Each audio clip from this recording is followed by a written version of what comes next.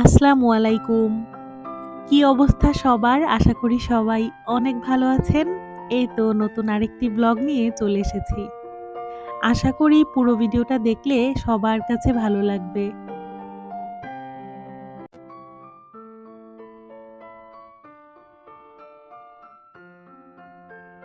সেদিন ছিল রবিবার।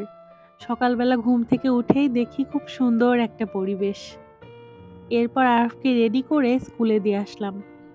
ওর বাবা গতকাল রাতে অনেক দেরি করেই বাসায় ফিরেছে, তো আমি ভাবলাম যে আমি আরফকে স্কুলে দিয়ে আসি। বেচারার আর সকাল, সকাল ঘুম ভাঙাবো না।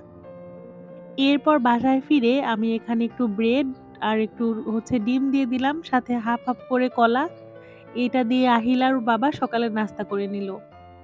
আরাফকেও আজকে সকালে ডিম পাউরুটি দিয়েছিলাম টিফিনে, আর ও বাসা থেকে আসলে তেমন কিছুই খেয়ে যায়নি। এই সপ্তাহে ওর স্কুল মাত্র ১ ঘন্টা ১০ মিনিটের জন্যই হয়, যার কারণে টিফিনে তেমন একটা ঝামেলা হয় না, মানে টিফিন দেওয়া লাগে না আরকি। আমার মনে হয় প্রতিটা বাচ্চার মায়েদের টেনশন যে বাচ্চাকে স্কুলে টিফিনে কি দিব আর বিকালে নাস্তায় কি দিব। এই ২ টা টেনশন নিয়ে আসলে কত যে দিন পার করি তার আর ঠিক নাই। তারপর দিন শেষে কোনো না কোনো কিছু দিয়ে চালিয়েই দেই।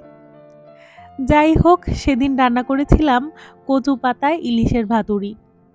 লাউ পাতা বা কচু পাতা দিয়ে এই খাবারটা রান্না করা হয়, তবে আমার শ্বশুরবাড়িতে দেখি সবসময় কচু পাতা দিয়ে ইলিশের ভাতুরি করা হয়। এই রেসিপিটা সম্পূর্ণই আমার শাশুড়ি মায়ের হাতের রেসিপি। বিভিন্ন জায়গায় এই রান্নাটা বিভিন্নভাবে করা হয়। তবে আম্মুকে দেখি যে খিচুড়ির মতো হাতে মাখিয়ে ভাতটা বসিয়ে দেয়, শুধুমাত্র ডাল দেয় না। আর তারপর যখন ৮০% ভাতটা হয়ে যায়, এর উপরে ১ লেয়ারে কচু পাতা, তার উপরে মাছ, এরপরে আবার কচু পাতা দিয়ে দেয়।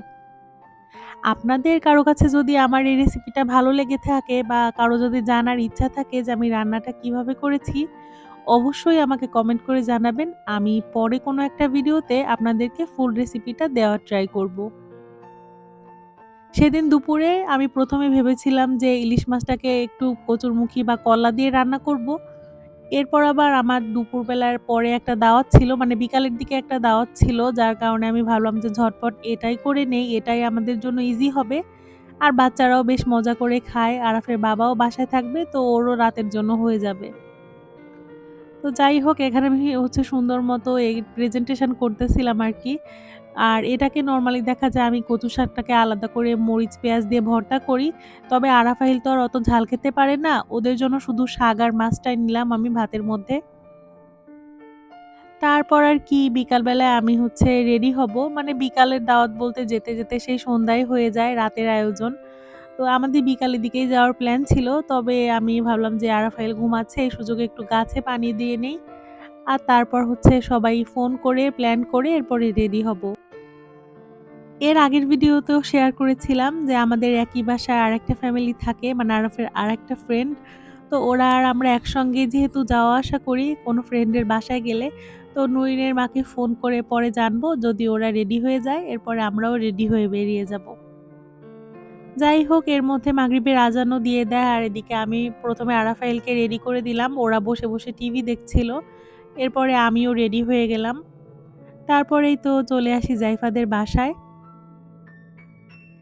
এখনো সনি আসে নাই। ওর জন্য আমরা ওয়েট করছিলাম অনেকক্ষণ। এরপরে জাইফার মা বলল যে, "খাবার ঠান্ডা হয়ে যাবে। তোমরা একটু, একটু করে ট্রাই করো।" ওর এই স্যুপটা খেতে এত বেশি মজা হয়েছিল, আর সেই সাথে ছিল নুডলস। এখানেও পায়েস রান্না করেছিল, সেটা দেখাচ্ছিল। আর এই যে মুমতাহিনা, সেদিন বিকালে আমরা ওদের বাসাতে গিয়েছিলাম।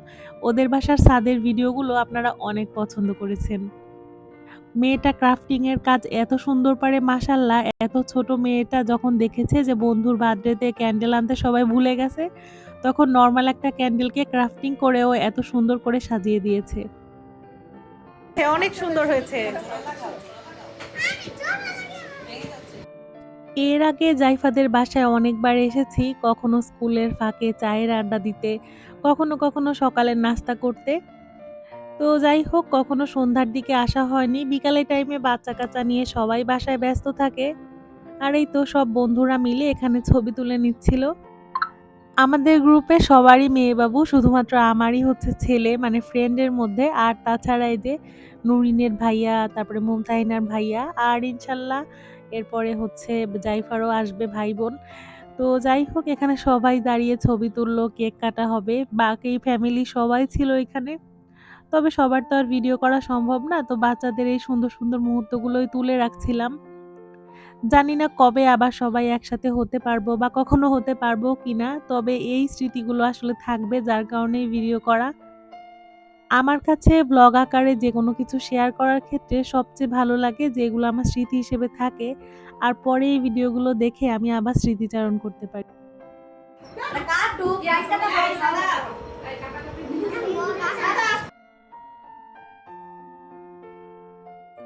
এরপরেই তো আমাদের জন্য আরিনা আপা একটা বিবিখানা পিঠাও বানাইছিল। তো সেটাই দেখাচ্ছিল আর আমরা বলছিলাম, "তুমি কাটো, আমি ভিডিও করি।"